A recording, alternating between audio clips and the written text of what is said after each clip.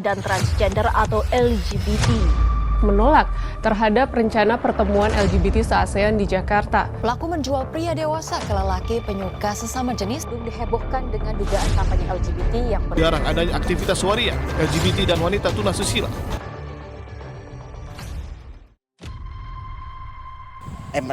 Mendatangkan banyak sekali hal-hal yang membuat kesehatan kita jadi tidak baik gitu. LGBT itu ya penyimpangan ya. Karena kan kita ini manusia itu udah dikuadratkan untuk dua jenis gitu. Jadi laki-laki itu ya sama wanita, wanita sama laki-laki gitu. Jadi nggak. Itu sebenarnya tergantung kembali ke perspektif masing-masing. Mana tanggapan abang? Nggak enak dilihat sih. Nggak terlalu peduli sih gimana orang mengekspresikan dirinya di sosial media, karena itu nggak mengganggu aku dan juga nggak mengganggu hidup aku, dan juga itu tuh hak mereka untuk berekspresi di sosial media. Jujur agak kurang nyaman sih, soalnya kalau beratnya cowok itu kan bukan berpakaian yang kemayu gitu. Assalamualaikum warahmatullahi wabarakatuh. Kembali lagi kami dengan podcast Berwarna.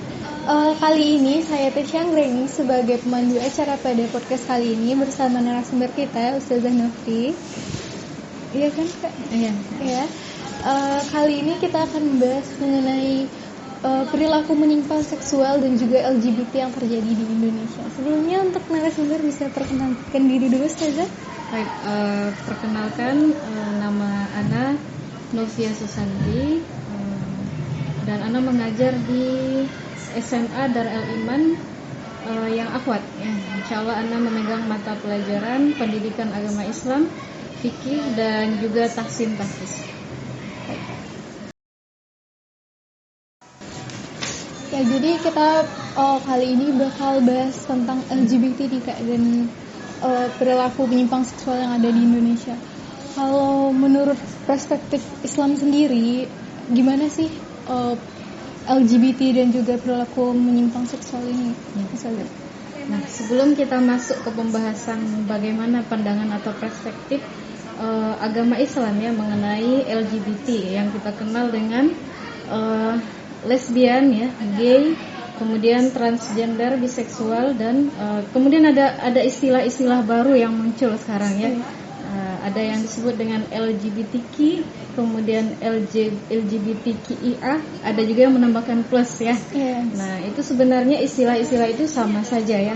Namun kita lihat dalam perspektif atau hasanah keilmuan ya. Dalam hasanah keilmuan itu istilah itu sebenarnya tidak ditemukan ya, tidak ditemukan. LGBT atau LGBTQ sendiri itu tidak ditemukan. Nah, itu adalah sebuah gerakan sebenarnya ya, sebenarnya. Tentang beberapa pembelaan yang sering dilakukan oleh pelaku gitu. Pertama dengan pernyataan mereka itu trauma dengan sesama jenis, lawan jenis gitu Kak, atau ada beberapa perilaku yang dilakukan oleh orang tuanya yang membuat dia tuh tidak merasa dicintai oleh lawan jenis gitu Kak. Ini bagaimana cara menanggapi pernyataan seperti ini? Terkadang banyak dalih ya untuk sebenarnya memberikan peluang atau mungkin memberikan celah bagi kaum LGBT ya. Di antaranya ada yang berdalih karena HAM, karena trauma atau psikologinya atau mentalnya mungkin kena atau lain sebagainya, atau ada yang mengalami bahkan ya ada korban mungkin dari pelaku Sodom ya, seperti itu ya. Kalau kita lihat bagaimana mereka ingin ya diakui, ya. Kalau negara-negara kafir ya, kita lihat mereka adalah ikhwanasy syayatin ya, atau saudara-saudaranya syaitan. Tentu tidak heran mereka akan melakukan kegiatan-kegiatan yang haram atau bahkan dilarang ya dalam syariat. Misalnya seperti homo, maksiat dan lain sebagainya. Itu hal-hal yang istilahnya wajar lah, mereka ikhwanasy syayatin atau saudara-saudaranya syaitan. Kan berapa kali Kakak bilang kalau nggak bisa diobati, dimusnahkan gitu Kak. Apakah dalam Islam sendiri diajarkan bahwa sebagai umat muslim harus menghakimi atau menghukum orang-orang yang terlibat dalam perilaku menyimpang ini, Kak? Ya, kalau kita lihat ya, sebenarnya hukum Islam itu hukum yang sangat menjerakan ya. Kita lihat pelaku berzina, misalnya ada pelaku berzina yang sebelum menikah melakukan perzinaan ya, laki-laki atau perempuan, maka hukumannya dicambuk 100 kali kemudian diasingkan selama 1 tahun ya. Itu menjerakan ya.